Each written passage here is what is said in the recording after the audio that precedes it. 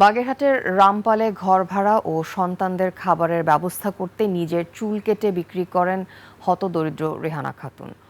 অভাবী রেহানার জন্য সহযোগিতার আবেদন করেছেন স্থানীয়রা। এদিকে বিষয়টি জানাজানি হলে তার পাশে দাঁড়ানোর আশ্বাস দিয়েছে প্রশাসন। বাগেরহাট প্রতিনিধি HM মইনুল ইসলামের তথ্যচিত্রে আরও জানাচ্ছেন সুমন সিদ্দিকী।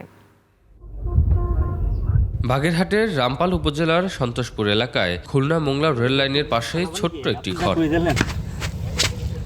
কয়েক মাস ধরে স্বামীর কাছ থেকে কোনো সহযোগিতা না পাওয়ায় চরম অর্থকষ্টে পড়েন রেহানা। এর মধ্যে ঘর ভাড়া পরিশোধের চাপ ও সন্তানের খাবার দিতে না পেরে শেষ পর্যন্ত নিজের মাথার চুল কেটে বিক্রি করেন তিনি। প্রতিবেশীরা জানায় এর আগেও একবার অভাবের তাড়নায় চুল বিক্রি করেছিলেন রেহানা।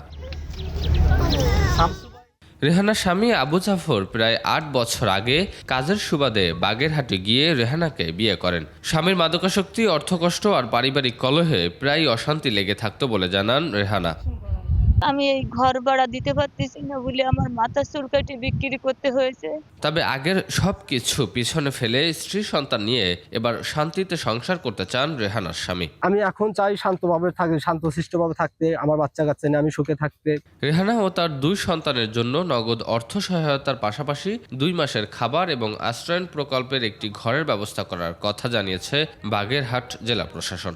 আমরা আসছি দেখতে এবং আজকে একটু পরেই তাকে আমরা এইটি উপজেলা নির্বাহী অফিসার সহ তার প্রতিনিধিরা এসে তাকে এটি হস্তান্তর করবে। স্থানীয়দের দাবি, রেহানার মতো হাজারো অসহায় মানুষের পাশে দাঁড়াবে সরকার।